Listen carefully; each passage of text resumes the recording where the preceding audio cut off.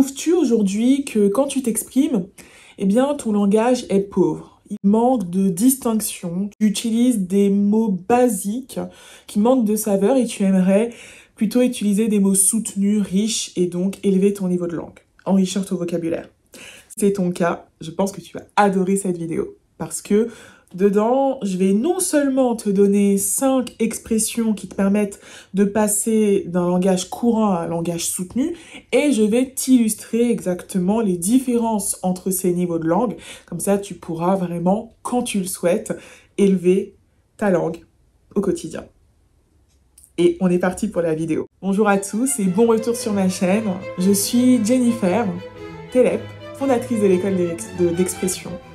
Et notre but à l'école d'expression, c'est de former tous les ambitieux qui veulent mieux s'exprimer à l'oral et à l'écrit, qui veulent s'exprimer avec clarté, précision et fluidité, avec aisance, pour être plus crédibles, être plus écoutés, plus facilement convaincre et avoir de plus belles opportunités dans leur vie.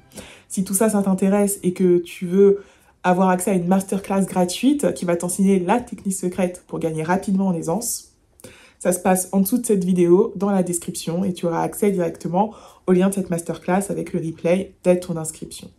Donc j'ai hâte que tu la découvres. Et nous, pour l'instant, sur YouTube, on commence. On commence avec les expressions pour passer du langage courant au langage familier, mais avant ça, petit avertissement. Parce que une des vidéos qui à ce jour est la plus vue de ma chaîne mentionne notamment le langage soutenu. Et je pense qu'il y a certaines incompréhensions à la matière, donc je précise, je fais des avertissements, des disclaimers, là. C'est le YouTube game, c'est ça. Donc il faut préciser des choses.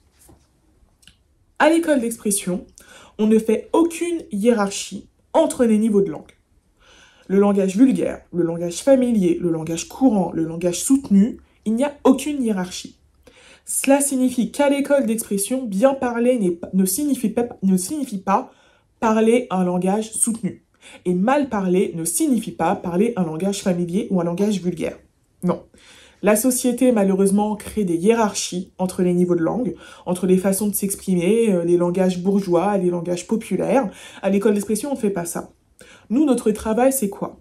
C'est que chacun d'entre vous, vous puissiez maîtriser une palette élargie de niveaux d'expression, de niveaux de langue. Donc que vous puissiez choisir de vous exprimer dans un langage soutenu quand vous le voulez, dans un langage familier quand vous le voulez, dans un langage vulgaire quand vous le voulez, dans un langage, voilà, courant la plupart du temps, normalement. Donc, nous, on vous donne le choix et on vous enseigne tout cela pour que vous ayez le choix. Pas pour vous dire que parler un langage soutenu, c'est bien, et parler un langage familier, c'est faux. Et pour terminer cet avertissement, ce disclaimer, je vais vous donner un exemple. Si vous voulez réussir un entretien de la fonction publique, effectivement, un langage plus soutenu va vous aider.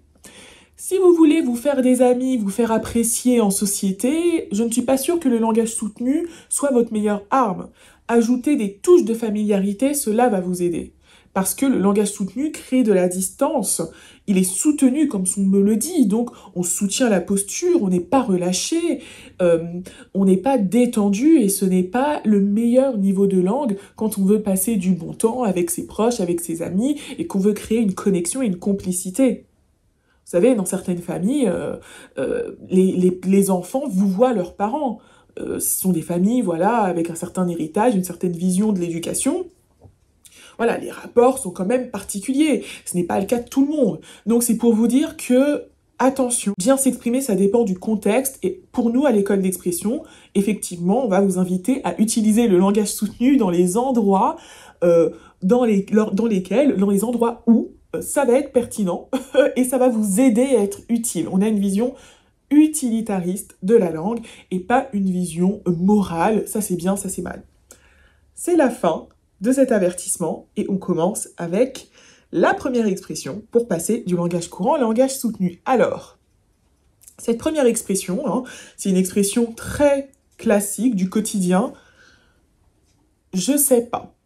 Donc là, je sais pas, c'est même une version familière. La version courante, c'est je ne sais pas. Voilà, on a la double négation, pas de problème. Ok, je ne sais pas. C'est tout à fait courant, c'est tout à fait correct de s'exprimer ainsi. La version plus soutenue serait je l'ignore. C'est bien beau de l'entendre, mais l'intérêt c'est pourquoi. Pourquoi on est plus dans du langage soutenu. Une des caractéristiques du langage soutenu est la richesse et la précision du vocabulaire. Et là, entre les deux phrases, on a élevé la précision du vocabulaire avec le verbe. Dans vos phrases, la qualité de vos verbes va donner la qualité de votre niveau de langue. Plus vous utilisez des verbes passe-partout, des verbes du quotidien, les mêmes dans toutes vos phrases, plus votre langue va être courante, voire pauvre. Donc, si vous voulez élever votre niveau de langue, dans vos expressions, pensez à utiliser des verbes riches plus précis. Et bien souvent, le langage soutenu, en tout cas le langage plus riche, avec des mots plus précis et plus riches, va vous permettre de synthétiser votre message et finalement d'utiliser moins de mots pour exprimer vos idées, parce que vous allez utiliser, au lieu d'utiliser une expression de plusieurs mots valises, basiques, passe-partout, vous allez utiliser un seul mot qui comprend le sens de tous vos mots basiques. C'est ça la puissance des mots riches en fait, c'est qu'ils sont denses et qu'ils comprennent, ils peuvent être remplacés par une expression plus longue. Et c'est vraiment un outil qui va être important si vous voulez développer aussi l'élégance de votre expression. Parce que l'élégance passe par une certaine finesse et ça va faire partie aussi des astuces importantes. On supprime les mots inutiles en utilisant des mots riches qui englobent le sens de tout ce qu'on veut dire et en dégageant le reste. Donc ça c'est important. Donc je l'ignore, verbe riche, plutôt que je ne sais pas. Notre deuxième expression, ça me fait peur. Ça me fait peur, c'est tout à fait correct, encore une fois, langage courant. La version soutenue serait « cela m'effraie ». Cela m'effraie. Ah, pourquoi ?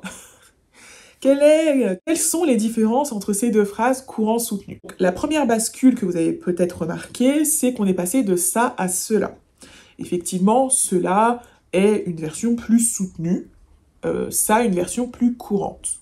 Voilà. Donc ça, c'est un élément à prendre en compte. Vous voyez que par exemple, moi à l'école d'expression, ici dans ces vidéos, j'ai un langage courant avec des notes de familiarité. Je ne m'exprime pas dans un langage soutenu. Voilà, je le précise aussi, j'aurais peut-être dû le mettre en avertissement au début, voilà.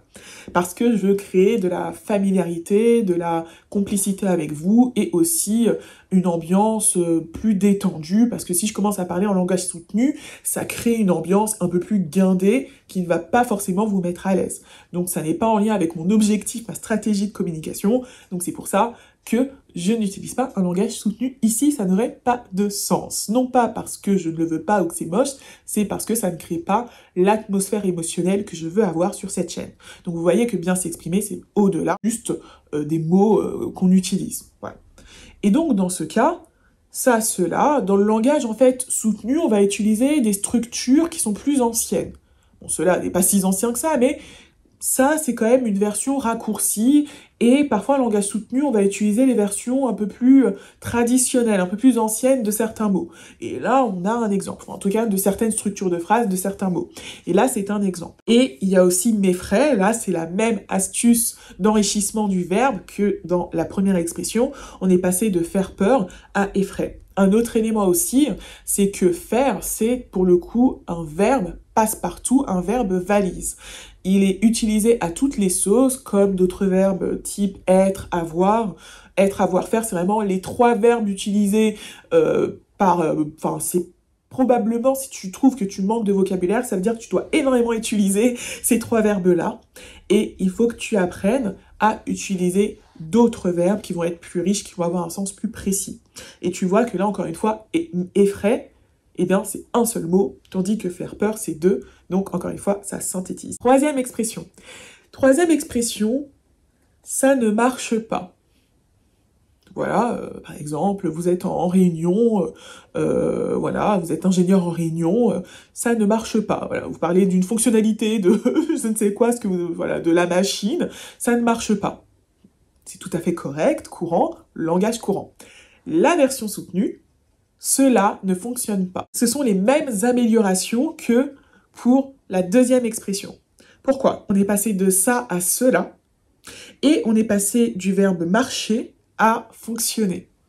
Parce que fonctionner est un peu plus précis, et marcher peut être utilisé dans différents sens, et plus en fait un verbe a de sens et de définition possible, moins il est précis. Et si vous voulez élever votre niveau de langue, ce serait intéressant d'utiliser un autre verbe qui va avoir un sens beaucoup plus précis dans le contexte dans lequel vous l'utilisez. Et là, marcher, c'est même une symbolique, donc la symbolique de la marche, voilà. Et donc là, marcher en état de marche, de fonctionnement, autant utiliser fonctionner, c'est beaucoup plus précis. Voilà. Vous allez regarder les définitions dans le dictionnaire si vous voulez. C'est une astuce que je donne dans une de mes vidéos vocabulaire. Vous tapez sur votre moteur de recherche marcher définition, fonctionner définition.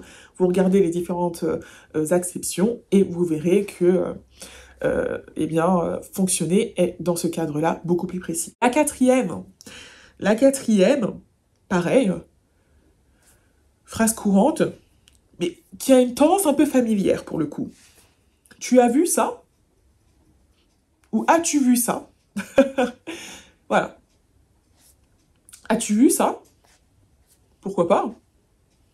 Pourquoi pas? Ou alors, l'as-tu vu? L'as-tu vu? Par exemple, en parlant d'une personne, ou non, on va dire d'une chaise. Voilà.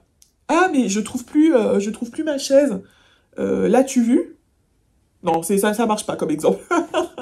Ou je ne trouve plus, si on peut dire ça, je ne trouve plus ma chaise. Elle est là-bas, tu ne l'as pas vue? Voilà. Ou alors, quelqu'un qui n'a pas vu, en fait, qui avait une personne, par exemple, dans un événement, et vous dites à votre ami, l'as-tu vu? L'as-tu vu là-bas? Voilà. Donc là, vous voyez, on l'utilise dans différents contextes. Donc la version soutenue, ça pourrait être, par exemple, l'as-tu remarqué ou l'avez-vous remarqué? Donc on va prendre l'avez-vous remarqué comme exemple. Pourquoi? Donc on se remet dans le contexte de la soirée. Je pointe à mon ami une personne. L'as-tu remarqué? Qui va au-delà en fait du regard et du fait que mes yeux se posent sur quelque chose et que je le vois, ok? Remarquer implique, il y a une nuance. Et les verbes riches, ils ajoutent une nuance. Remarquer, c'est « Ah, je prends note ». Au-delà de voir, en fait, je l'ai vu et j'en prends note. Ah tiens, ok, je fais une remarque, il y a une notion d'observation un peu critique, un jugement presque. As-tu remarqué que cette personne était présente? Voilà. Donc là, on a aussi une nuance. Et si vous voulez élever votre niveau de langage aussi, beaucoup plus utiliser le vouvoiement que le tutoiement permettra d'élever directement votre niveau de langue. J'en ai parlé en introduction avec l'exemple de certaines familles dans lesquelles les enfants vouvoient leurs parents. Eh bien, par exemple, avec un inconnu, maintenir le vouvoiement, vous voyez que je ne fais pas cela à l'école d'expression, mais maintenir le vouvoiement, ça permet de maintenir un niveau de langage soutenu et une relation avec une certaine distance et une déférence qui est une manifestation du respect. Voilà. Le langage soutenu, l'avez-vous remarqué, plutôt que as-tu vu, l'as-tu vu? Vous voyez, ça change clairement l'énergie. On est dans quelque chose de beaucoup plus distingué, avec une déférence, une distinction. Voilà. Et la cinquième expression, je ne peux pas venir. Et c'est une expression, évidemment, très classique. Je ne peux pas venir. Il n'y a absolument rien d'incorrect dans cette phrase. Tout va bien. En langage courant. En langage soutenu, ça pourrait être « je ne pourrais pas me joindre à vous ». Quelle est la différence entre les deux niveaux de langue? Donc d'un côté, je ne peux pas venir. Très simple. Nickel. Donc, dans je ne pourrais pas me joindre à vous, déjà, on change de temps. C'est important dans le langage soutenu, on va utiliser beaucoup plus les différentes possibilités de la langue. Dans le langage courant, généralement, on va parler au présent, en termes de conjugaison et de temps. On va parler au présent et peut-être un peu de passé composé et basta. Dans le langage soutenu, donc là on utilise du futur. Donc dans le langage courant, voilà, ce n'est pas vraiment toujours fréquent que des personnes utilisent le futur, qui est pourtant un temps utilisé par beaucoup de gens. Hein. On parle pas du plus que parfait ou du subjonctif présent. Hein. Mais déjà, il y a un changement de temps, et donc ça veut dire qu'on utilise un peu plus toutes les potentialités de la langue. Et je ne pourrais pas, au lieu de dire venir, me joindre à vous. Donc là, me joindre à vous, c'est une expression plus soutenue, plus distinguée, pour signifier, et qui est plus précise aussi que venir. Voilà. Imaginons qu'on t'invite à une soirée. Donc là, tu vois que je ne parle pas en langage soutenu, je te parle directement à toi, je t'invite.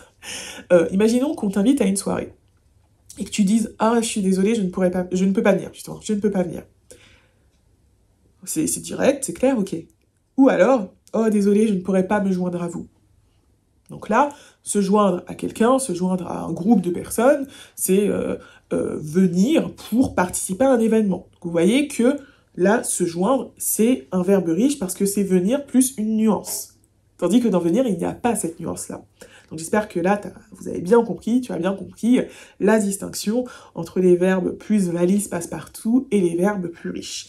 Et l'utilisation de « je ne pourrais pas » aussi, un autre temps, qui élève le niveau de langue parce qu'on utilise la langue dans beaucoup plus toutes ses potentialités. J'espère que tu as bien compris les différences entre le langage courant et le langage soutenu et que ça va t'aider au quotidien pour élever le niveau de tes phrases et utiliser des expressions et des mots plus soutenus. Et si tu as des difficultés à t'exprimer avec aisance, à structurer tes phrases, à créer des phrases qui vont être grammaticalement correctes, parce que c'est un élément du langage soutenu aussi, bien sûr, eh bien, je t'invite à t'inscrire à la masterclass gratuite S'exprimer avec aisance. Le lien est juste en dessous de cette vidéo dans la description. Tu pourras t'inscrire, accéder au replay juste après ton inscription. On s'arrête là et on se voit à la prochaine vidéo.